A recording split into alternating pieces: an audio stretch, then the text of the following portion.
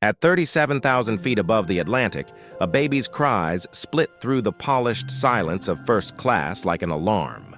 For nearly 3 endless hours, 7-month-old Grace Cole wailed without pause. Her tiny fists balled, her cheeks burning red with exhaustion. Her father, billionaire tech innovator Dalton Cole, paced desperately, bouncing her in his arms while luxury-clad passengers glared daggers. Their high-priced seats transformed into chambers of unrest. Dalton had tried it all: bottles, gadgets, white noise apps, designer carriers, but nothing worked.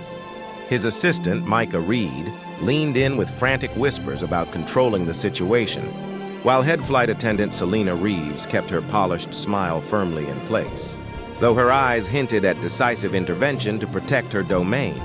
Meanwhile, far back in economy, 24-year-old Kenya Parker sat hunched in her cramped seat, a scholarship interview letter trembling in her hands. The compression gloves she wore, a memento of 2 years at a children's sensory center, rested idly in her lap. She opened her sign language practice app, then closed it, distracted. That baby's screams weren't random to her. She recognized the swallowing pattern, the arching legs, the pitch of distress. To trained ears, it told a story. Her body remembered before her mind did. Her younger brother, Tommy, writhing the same way during endless nights when specialists were far beyond her family's reach. At 17, she had become his reluctant caregiver, teaching herself techniques to ease him when their parents worked double shifts. Out of sheer necessity, she had learned to read infants with uncanny precision. Beside her sat Mrs. Bennett, a retired pediatric nurse with gentle eyes and weathered hands. She noticed Kenya's tensed posture and gloves. "You understand what's happening, don't you, dear?" she asked softly, recognizing the quiet confidence of someone who had sacrificed dreams for family. Kenya's stomach tightened. She could see what no one else did. Dalton's soothing attempts were making the problem worse. Grace's symptoms mirrored Tommy's close calls, something urgent that most professionals often missed. Dalton's polished mask of confidence was slipping, replaced with raw terror every parent knows. The difference was he had wealth without the right knowledge. The intercom crackled. "Passengers, please remain calm," Selena announced. Micah muttered under his breath. "We cannot afford bad press." Kenya's mind raced. She had a choice: stay silent, clutching her scholarship chance for tomorrow, or step into a space where she clearly didn't belong. First class was a fortress, guarded by curtains and unspoken rules. Crossing it could cost her everything. Mrs. Bennett squeezed her hand. Sometimes courage means stepping forward when someone needs you most. Heart pounding, Kenya rose, scholarship letter crumpled in her fist. The curtain loomed ahead like a barricade. Every instinct begged her to sit back down. But before she could reach it, Selena appeared, her smile sharp as glass. "First class is for ticketed passengers only," she said smoothly. Kenya's voice was barely audible. "The baby, I think I can help. I'm a nanny, and I've worked with children who have sensory conditions. There are specific methods that—" Selena cut her off instantly. "Our crew is fully trained for passenger needs. Please return to your seat." Grace's cries spiked into a higher, more frantic pitch that stabbed Kenya's chest with recognition. Phones were out now, passengers filming, some demanding compensation. Dalton's shoulders sagged, every attempt failing. That's when Mrs. Bennett moved past Selena with quiet authority, her old nurse badge catching the cabin light. She addressed Dalton directly. "Sir, this young woman has experience with children who display exactly what your daughter is showing. She knows techniques most doctors never even learn." Kenya stepped forward, her voice trembling but steadying with each word. "I can help. May I try?" Selena bristled, ready to shut it down again, but Mrs. Bennett placed her badge in Dalton's hands. "I've been watching her read your child's symptoms. She knows what she's doing." Dalton's eyes darted between his inconsolable daughter and the shy stranger before him. 3 hours of failure had stripped him bare. For the first time, he wasn't the mogul in control, just a father desperate for relief. "You can try," he said hoarsely, "but I'll be watching every move." Their eyes met briefly, 2 lives from opposite worlds, joined by the same instinct to protect the vulnerable. Selena stiffened but had no choice but to step aside. Passengers leaned forward. sensing something extraordinary was about to unfold. Kenya's hands moved almost on their own, years of hidden practice guiding her. Her voice, soft but certain, broke through the charged silence. Hold her upright against your chest. It's called the koala position. It relieves reflux and eases sensory overload. Unexpected authority as she guided Dalton into the specialized anti-relux hold. She pulled out her phone, opening the sign language practice app with hands that had steadied remarkably. Children with sensory processing issues respond to visual cues when sounds overwhelm them. With practiced fingers, she demonstrated hand signals for safe and calm in front of Grace's tear-filled eyes. Could you dim the lights and reduce the fan noise? The excessive stimulation is overwhelming her nervous system. As the cabin lighting softened to a gentle amber glow, Kenya placed her hands on Grace's back, finding pressure points with trained precision. These specific points help regulate breathing patterns and calm overstimulated nerves. I learned this from working with children who have autism and sensory processing disorders. Grace's screams subsided to hiccups, then exhausted whimpering. The transformation was like watching a miracle unfold in real time. The cabin collectively sighed with relief. Someone even began to applaud softly. Dalton's eyes filled with something Kenya had rarely seen directed at her genuine respect and gratitude. "Thank you," he whispered, his voice thick with emotion. For the first time in hours, Grace was genuinely peaceful, her tiny chest rising and falling with steady, calm breaths. Dalton offered Kenya an empty first-class seat, his gesture carrying an unspoken acknowledgement that she belonged here as much as anyone. As she sat down hesitantly, still processing what had just happened, he confessed with raw honesty. "I've read every book on fatherhood, and I still fail constantly." "Children don't read our books," Kenya replied softly. Her wisdom born from experience rather than education. "They read our hearts." His smartwatch suddenly chimed, playing a gentle lullaby, a recording his late wife had made during her pregnancy. Her voice warm with anticipation for the daughter she'd never get to hold for long. Kenya's eyes widened with recognition, and without thinking, she began humming along her voice, blending perfectly with the familiar melody. Grace's breathing synchronized with the rhythm, her tiny body relaxing completely for the first time all evening. The melody seemed to wrap around them like a cocoon of peace. Dalton stared at Kenya in amazement, his voice barely above a whisper. "That song, how could you possibly know it?" "My mother sang it to my brother during his reflux episodes." Kenya explained, her own voice soft with memory. "The rhythm matches a calm heartbeat pattern. It's scientifically proven to regulate infant breathing. She learned it from my grandmother, who learned it from hers." The moment stretched between them, heavy with unspoken connection and the strange intimacy of shared purpose. Meanwhile, Micah pulled Selena aside, whispering concerns about public relations. Selena's response was barely audible, but cut like ice. "She's just a self-proclaimed nanny." Dalton noticed Kenya humming his wife's exact melody, warmth flickering in his eyes before he caught himself restraining the emotion that threatened to overwhelm his carefully controlled world. Something profound was shifting between them. But the real test was yet to come. Light turbulence suddenly rocked the cabin, startling Grace awake from her peaceful sleep. Her cries resumed instantly, but now they triggered something worse. 3 other babies throughout the plane began wailing in sympathetic distress, creating a symphony of chaos that echoed through both cabins. Selena rushed forward, her professional training overriding any compassion. She reached for Grace with efficient mechanical movements, but her rigid grip and sharp motions only intensified the baby's screams and made the situation dramatically worse. Kenya's heart sank as she watched Grace's face turn red with renewed distress. The baby's little arms flailed wildly, her back arching in a way that Kenya recognized as classic sensory overload. While Kenya watched in growing alarm, Selena leaned close to an elderly passenger in first class, her voice a venomous whisper designed to be overheard. "She's just a nanny, no real credentials, a troublemaker causing unnecessary disruption in my cabin." The passenger, a distinguished woman in her 70s with silver hair and intelligent eyes, bristled visibly with indignation. "I witnessed that young lady accomplish more in 5 minutes than you managed in 3 hours of rigid protocol." Mrs. Bennett appeared beside Kenya, her weathered hand finding the young woman's trembling fingers. She squeezed with fierce determination, her voice carrying the weight of decades of regret. "Don't let your youth repeat mine, backing down before proving yourself worthy." Kenya's voice grew steadier and more confident as she directed the response, drawing strength from Mrs. Bennett's encouragement. "We need a warm towel and white noise generator." The turbulence overstimulated her sensory system. She guided Dalton back into the specialized koala hold, her hands covering his to demonstrate the exact pressure and angle needed.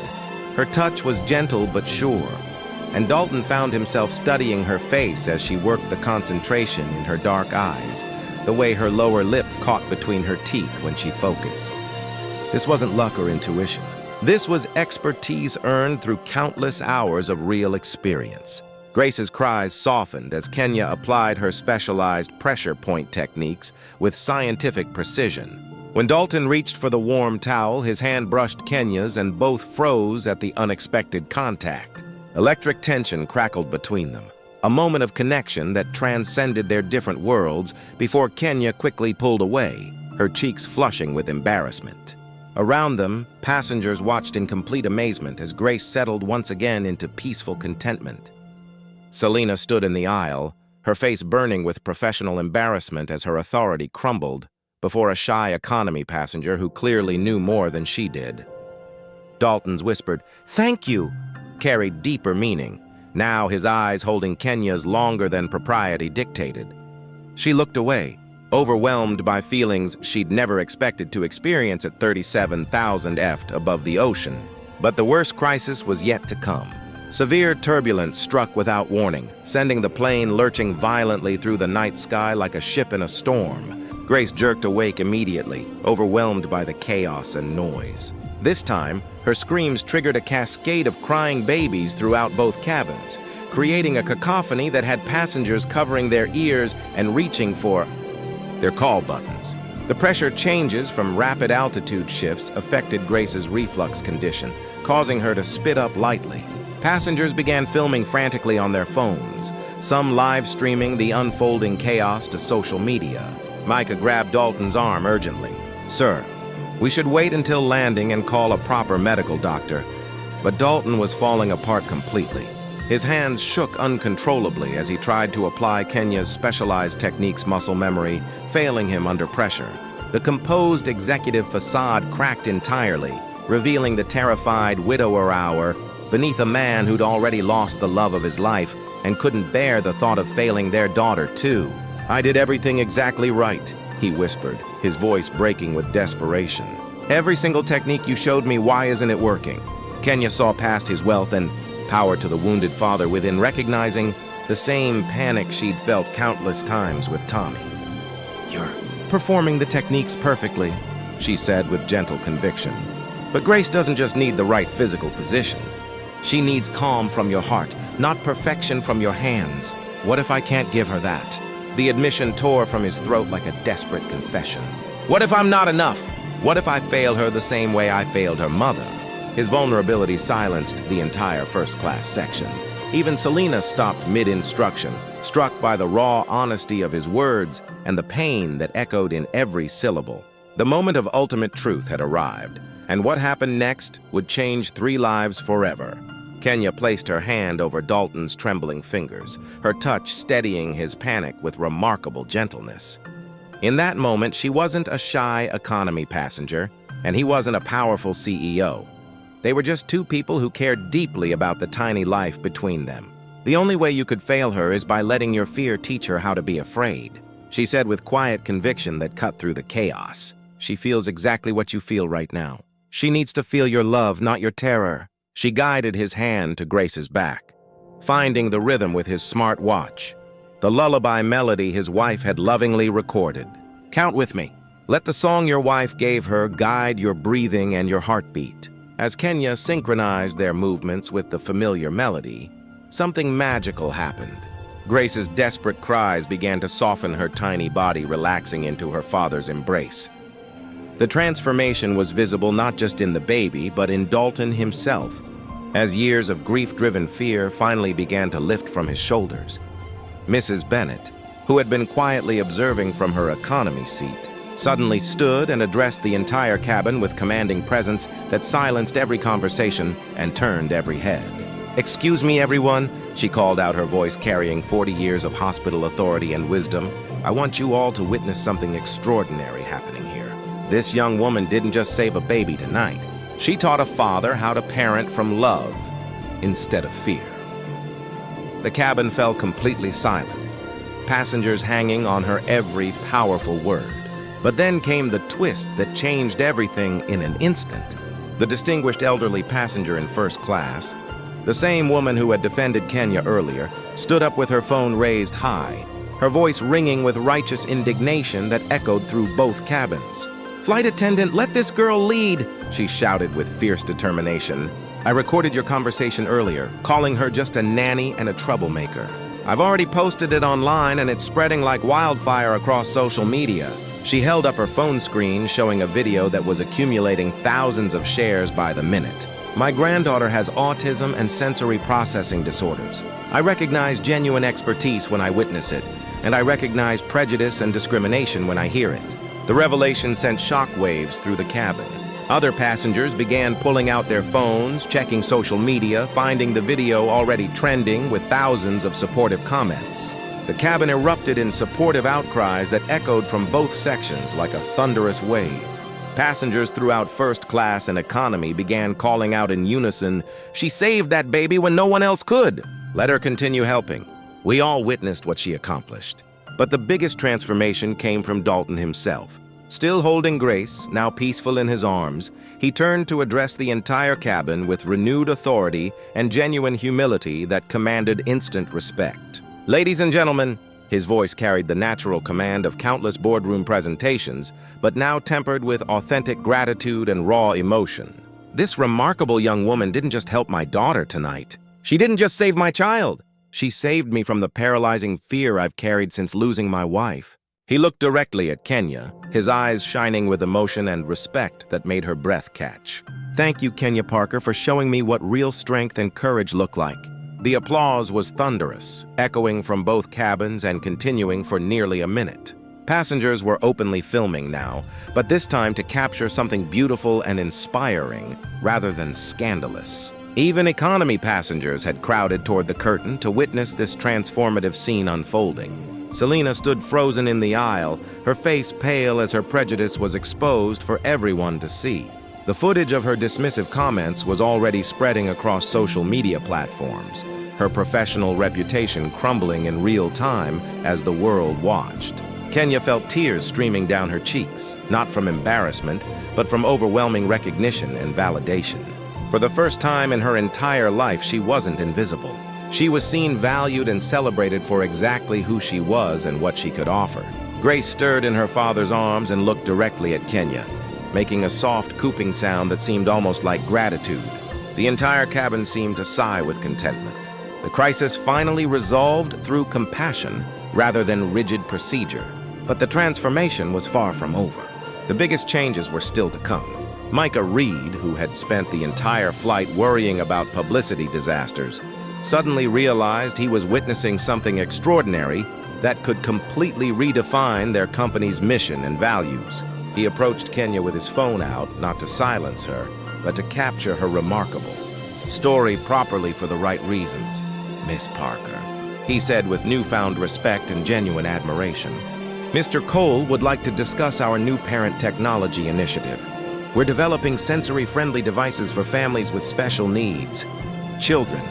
But we've been approaching it completely wrong, designing from theoretical research instead of lived experience and practical knowledge." Dalton shifted Grace gently, his confidence returning, but transformed by authentic humility. The CEO mask was gone, replaced by something far more genuine. "Kenya, I'd like to fund your scholarship program completely. Beyond that, would you consider consulting for our company? We desperately need someone who truly understands what families actually experience day to day."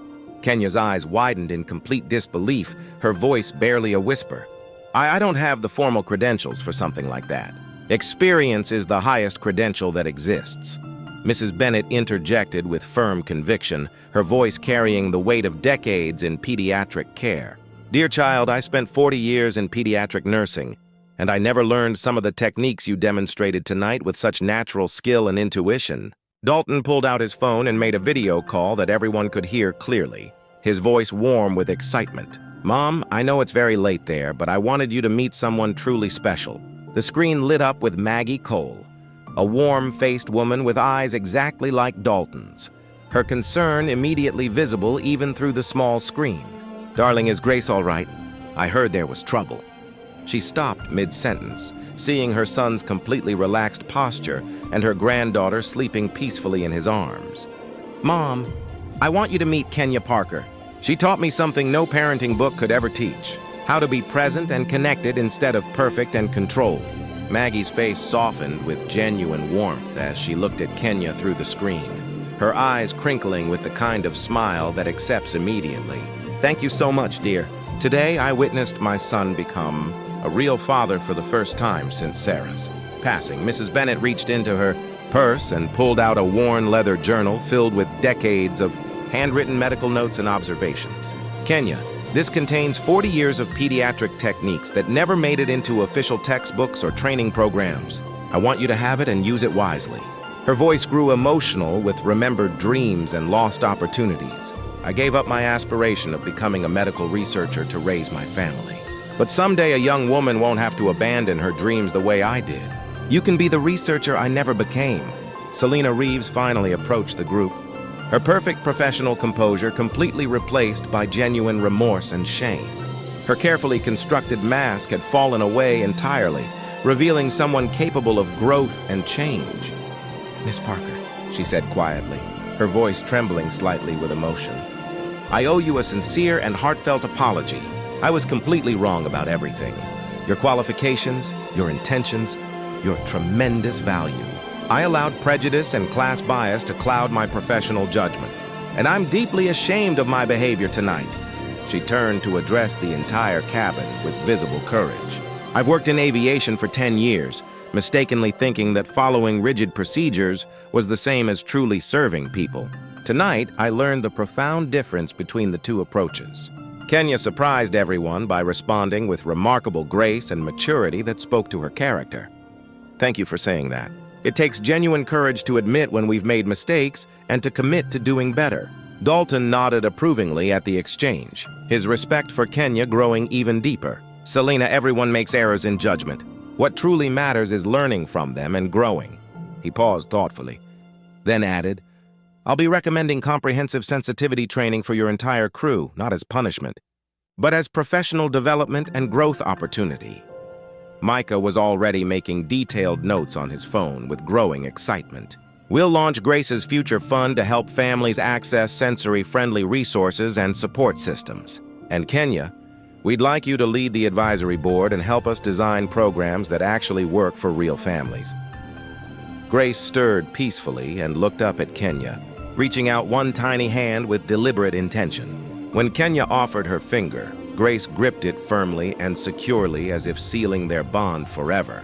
The healing had begun, but the real transformation was yet to come. As the plane began its final descent into London, the cabin hummed with quiet satisfaction and genuine contentment. Grace continued sleeping peacefully in her father's strong arms. But the real transformation was visible in Dalton himself. The rigid executive had become a confident, intuitive father who trusted his instincts and embraced vulnerability as strength. "Kenya," Dalton said softly, his voice warm with possibility and hope, "I meant everything I said about the consulting position." But beyond the professional opportunity, he paused, choosing his words with careful consideration and obvious emotion. "Grace and I could really use a friend who truly understands our journey. Would you consider staying in London a few extra days after your scholarship interview?" Kenya's heart raced with unexpected excitement and nervous anticipation. "My scholarship interview is tomorrow morning, which you're absolutely going to excel at," Mrs. Bennett declared with complete certainty and maternal pride. "And afterward, you'll have proper celebrating to do with people who genuinely appreciate and understand what you've accomplished tonight." Micah looked up from his phone with growing excitement and genuine enthusiasm. "Miss Parker, I researched your scholarship program extensively. It's for early childhood development, correct?" At Kenya's confirming nod, he smiled broadly. "Mr. Cole's foundation has been actively seeking the right candidate to fund advanced pediatric sensory therapy training. The timing seems almost destined. Dalton reached into his professional briefcase and pulled out a well-worn copy of The Whole Brain Child. The page is soft with frequent reading. He wrote something meaningful on a small note and attached it carefully to the cover before handing it to Kenya with gentle anticipation and nervous hope. The note read, "For new beginnings and fresh possibilities, D." But underneath, in smaller, more intimate. Kenya's breath caught when she lifted her eyes. Dalton was watching her with a look that startled her. Raw vulnerability blended with hope. Admiration laced with something deeper. "I'd like that very much," she whispered, surprised at the sudden boldness threading her voice. His smile shifted everything about him, softening his features and warming his eyes like the first light of dawn. "Perfect," he said gently. "Grace clearly has impeccable instincts about people, and I've learned to trust her completely." Almost on cue, Grace's big eyes fluttered open, locking onto Kenya as if recognizing her instantly. With both tiny hands, she reached out in invitation. When Kenya leaned close, the baby pressed a small palm against her cheek, releasing a sound that carried pure contentment. From across the cabin, Mrs. Bennett produced a silver pen etched with the words Margaret Bennett, RN, Pediatric Specialist. She held it with quiet reverence before placing it into Kenya's hands. "This was given to me when I graduated nursing school half a century ago," she explained, her voice layered with memory. "I once dreamed it would sign research papers that changed medicine forever. Instead, it signed shift reports and patient files for decades. That work mattered too, deeply. But I want you to carry this forward, to write the future I never could." Kenya held the pen like something sacred, her throat tight with emotion.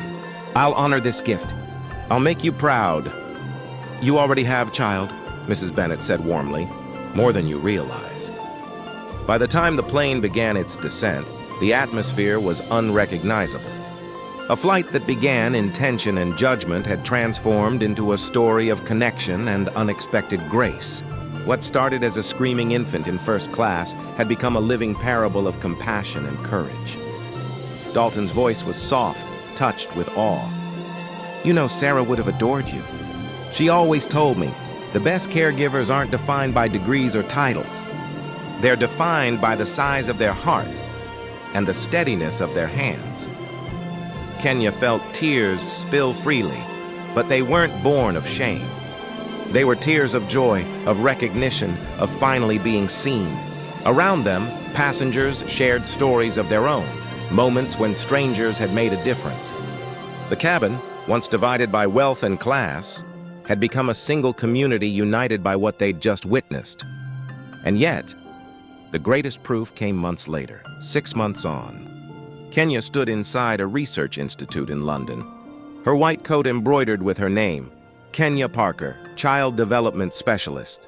With Mrs. Bennett's treasured silver pen, she had just signed her first published study on innovative infant sensory therapies.